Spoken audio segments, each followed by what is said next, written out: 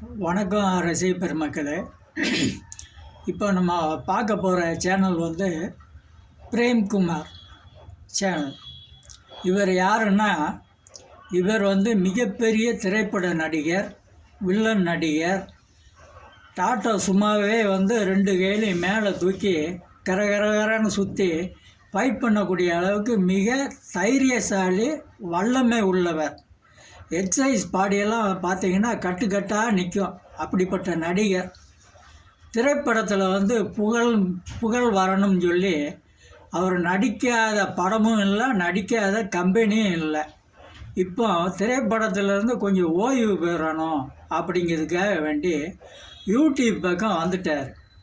YouTube பக்கம் வந்து மாதம் 1 லட்ச ரூபா சம்பாதிச்சே ஆகணும் அப்படின்னு சொல்லி படாத பாடுபட்டு சாங்கெல்லாம் எடுத்து போட்டுக்கிட்டு இருக்காரு. இப்போ தான் போட்டுக்கிட்டு இருக்காரு. சாங்கே வரல.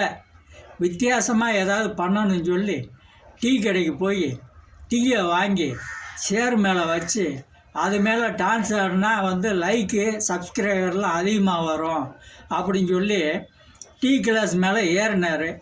குப்புரை விழுந்து மூக்கில் அடிபட்டு பல்லு உடஞ்சி போச்சு. ஒரே கூட்டம், ரத்தம். அதெல்லாம் கண்டுக்கிடலை. நான் எப்படியாவது நடிச்சாகணும்னு சொன்னார். 4 பேர் சத்தம் போட்டு போயா அப்படின்னு சொன்னாங்க.